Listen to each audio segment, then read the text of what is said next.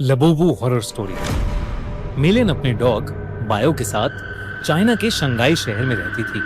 वैसे तो वो चाइना के एक छोटे से गांव से थी, पर अपने फादर की डेथ होने के बाद वो अपनी माँ और बहन के लिए पैसे कमाने शंघाई शिफ्ट हुई थी। मिलिन की पर्सनालिटी बहुत ही स्वीट सी थी और वो एक टॉय शॉप में काम करती थी। उसे टॉयज बहुत पसंद थे, लेकिन उन टॉयज में से उसे सबसे ज्यादा पसंद थी डॉल्स।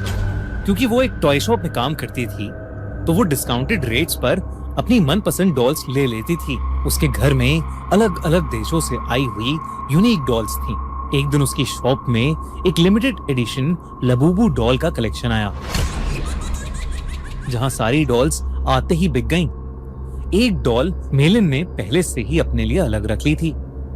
उस लबूबू डॉल का कलर गोल्डन था, एक ऐसा शेड जो बाकी लबूबू डॉल से अलग था। वो डॉल बहुत ही सुंदर थी और उस लबूबू जितनी क्यूट स्माइल मेलिन ने पहले कभी नहीं देखी थी। मेलिन उस लबूबू डॉल को अपने घर ले गई। वो उस दिन बहुत खुश थी और बस उस लबूबू डॉल को निहारती जा रही थी। उस डॉल की प्यारी सी नीली आंखें, गोल्डन कलर का सुंदर सा फर, लंबे लंबे कान और प्यारी सी बड़े बड़े दांतों वाली स्माइल। मेलिन ने उस लबूबू को जोर से गले लगाया, उसकी ढेर सारी फोटोज खींची और अपने डॉग बाओ को उसकी डॉल फैमिली के नए मेंबर से इंट्रोड्यूस कराया। पर जहां बाओ सारी डॉल्स को देखकर खुशी से अपनी पूंछ हिलाता हुआ पूरे कमरे में इधर उधर भागता था, वहीं वो उस लबूबू डॉल को देखकर बहुत जोरों से भौंकने लगा, गुर्राने लगा।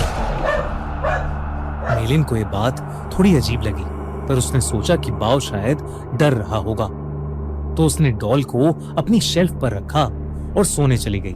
मेलिन का डॉग बाओ, जो हमेशा उसके पास सोता था, उस डॉल को घूरता रहा और कमरे से बाहर भाग गया। अगली सुबह ऑफिस जाने से पहले बाओ लबूबू को देखकर जोर से भौंक रहा था। जैसे ही मेलिन घर से निकलने वाली थी, बाओ ने उसकी जीन्स पकड़ ली और उसे खींचकर उसके शेल्फ के पास ले जाने लगा। मेलिन ने बाओ को डांटा, लेकिन वो सुन ही नहीं रहा था। मेलिन ने गुस्से में बाओ को बाथरूम में बंद कर दिया और शॉप के लिए निकल गई। उस दिन उसका अपने टॉय स्टोर में सबसे खराब दिन गुजरा। हमेशा सबसे प्यार से बात करने वाली मेलिन अपने कस्टमर से लड़ पड़ी और उसे पता नहीं उस पर इतना गुस्सा आ गया कि वो उसके ऊपर चिल्ला दी।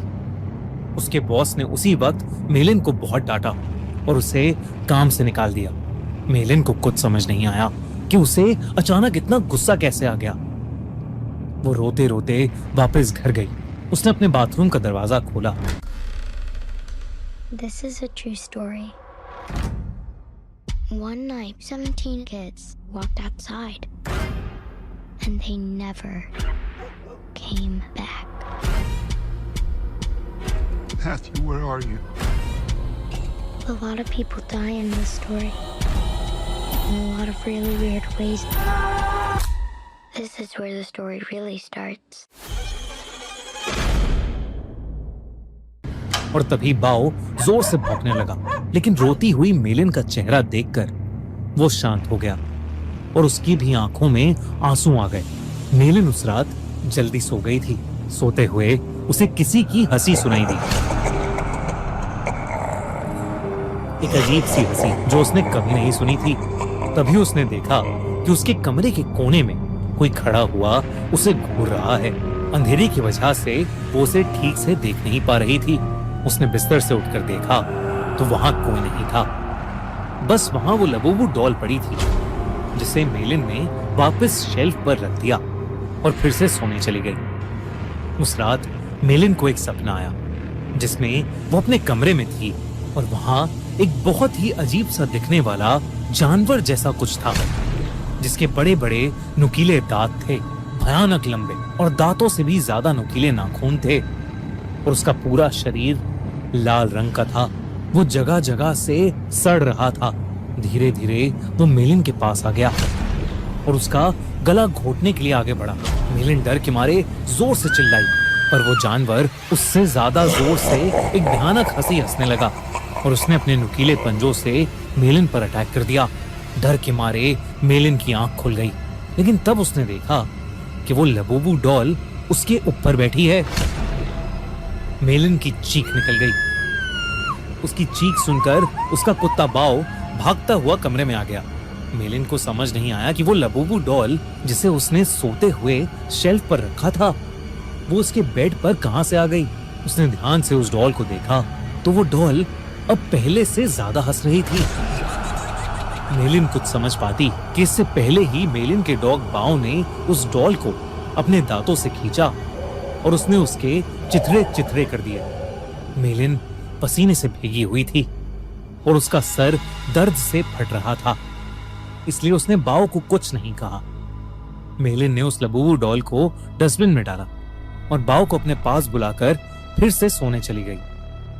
जब वो सुबह उठी तो उसका सर पिछली रात से भी ज्यादा दर्द कर रहा था। साथ ही साथ उसके हाथों पर छोटे छोटे लाल दाने आ गए थे। बाओ भी कमरे में नहीं था। उसने बाओ को आवाज लगाई पर उसको अपनी बात का कोई जवाब नहीं मिला। मेलिन हॉल में गई लेकिन बाओ वहां भी नहीं था। वो पूरा घर ढूंढने लगी लेकिन वो कहीं नहीं मिल रहा था। आखिर में वो अपने बाथरूम में गई। बाओ बाथरूम में भी नहीं था, लेकिन जब उसने अपना चेहरा शीशे में देखा तो उसका पूरा चेहरा उन छोटे छोटे लाल दानों से भर गया था। ऐसा लग रहा था कि जैसे किसी ने उसे काटा हो। तभी बाथरूम मिरर में उसे दिखा कि उसके कंधे के पीछे कुछ भयानक सा था जो बिल्कुल उस जानवर के जैसा लग रहा था जो उसके सपने में आया था, और वो जोर जोर से हंस रहा था। पर जैसे ही मेलिन मुड़ी, वहां कोई जानवर नहीं बल्कि बाथरूम के शेल्फ के ऊपर लबूबू डॉल रखी थी। मेलिन को ये अपनी आंखों का धोखा लगा। उस लबूबू डॉल को तो उसके कुत्ते बाओ ने तहस नहस कर दिया था, तो अब वो डॉल वहां कैसे आ सकती थी। बल्कि अब उस डॉल के चेहरे की स्माइल एक प्यारी सी स्माइल से बदलकर एक बहुत भयानक हंसी में बदल चुकी थी। मेलिन अब घबरा गई थी और वो बाओ को आवाज देती हुई घर के बाहर चली गई, लेकिन वो आसपास कहीं नहीं मिल रहा था। जब वो वापस घर में घुसी तो उसके होश उड़ गए। वो लबूबू डॉल अब किचन के सिंक के पास पहुंच गई थी। उस डॉल के हाथ और दांत लाल पड़े थे। जब मेलिन ने सिंक के नीचे देखा तो उसके रोंगटे खड़े हो गए। वहां उसके डॉग बाओ की बॉडी पड़ी थी और उसमें से खून बह रहा था। ऐसा लग रहा था कि जैसे उसको किसी ने बुरी तरह नोच खाया है। बाओ मर चुका था और ये देखकर मेलिन की हालत खराब हो रही थी। उसे समझ आ गया था कि ये लबूबू डॉल कोई आम डॉल नहीं है। उसने इंटरनेट पर लबूबू डॉल से जुड़ी इंफॉर्मेशन सर्च करनी शुरू कर दी। इंटरनेट पर उसने न्यूज पढ़ी तो कई लोगों को उनकी लबूबू डॉल्स हॉन्ट कर रही थी। पूरी दुनिया भर में लबूबू डॉल्स के हॉन्टेड होने के ऐसे कई केसेस सामने आ चुके थे। लबूबू डॉल लोगों को बाइट कर रही थी और उनके साथ बुरी बुरी चीजें घट रही थीं, जैसे उनकी जॉब चले जाना, उनका बीमार हो जाना या उनके किसी करीबी की मौत। ये सब न्यूज पढ़कर मेलिन और ज्यादा डर गई थी। उसे समझ आ गया था कि उसकी लबूबू डॉल हॉन्टेड है। उसने देरी न करते हुए डॉल में आग लगा दी और उसकी राख को एक जार में डालकर पास की नदी में बहा दिया। उस रात ये सारा किस्सा उसने अपनी छोटी बहन को फोन पर बताया। मेलिन को लगा कि शायद अब उस लबूबू डॉल से उसे छुटकारा मिल गया है, लेकिन अगली सुबह मेलिन के घर से उसकी डेड बॉडी मिली और उसकी बॉडी के पास वही लबूबू डॉल पड़ी थी, जिसे उसकी टॉय स्टोर में काम करने वाली एक फ्रेंड अपने साथ ले गई। आजकल कुछ लोग इंटरनेट पर यह भी कह रहे हैं कि लबूबू डॉल एक बहुत ही खतरनाक और एक इविल डीमन पज़ुज़ू का दूसरा रूप है। कई कंट्रीज में इन्हीं इंसिडेंट्स के चलते लबूबू को बैन कर दिया गया है, तो कई जगह लबूबू पर प्रीस्ट ने एग्जॉर्सिज्म भी किए हैं। दोस्तों, आपको क्या लगता है, क्या लबूबू डॉल सच में कर्स्ड है? क्या उसमें सच में एक डीमन है या ये सब बस एक अफवाह है?